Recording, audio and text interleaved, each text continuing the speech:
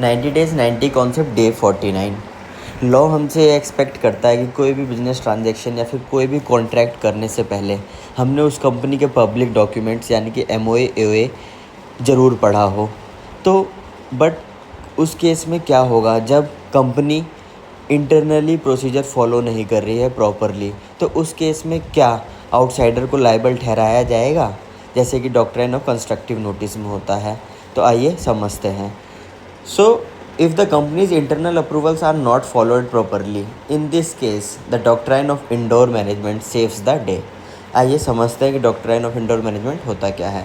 While outsiders are expected to know the company's public documents, that is MOA and OA, they cannot be expected to check every internal procedures like board resolution, shareholders approval, etc.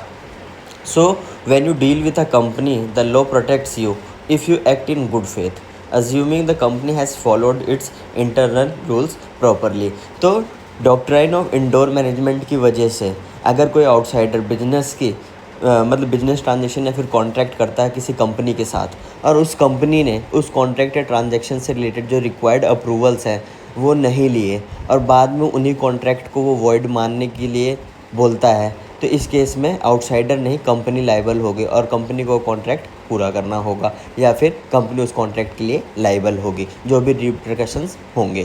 तो यही decide हुआ था एक leading case में, जो कि था royal British bank versus तरकुआंत। इसी केस में डॉक्ट्राइन ऑफ इंडोर मैनेजमेंट की एस्टेब्लिशमेंट हुई थी। इसमें क्या था, द कंपनी ने बोरो किया था मनी, और इंटरनल रिजोल्यूशन जो रिक्वायर्ड थे वो उसने नहीं लिए थे।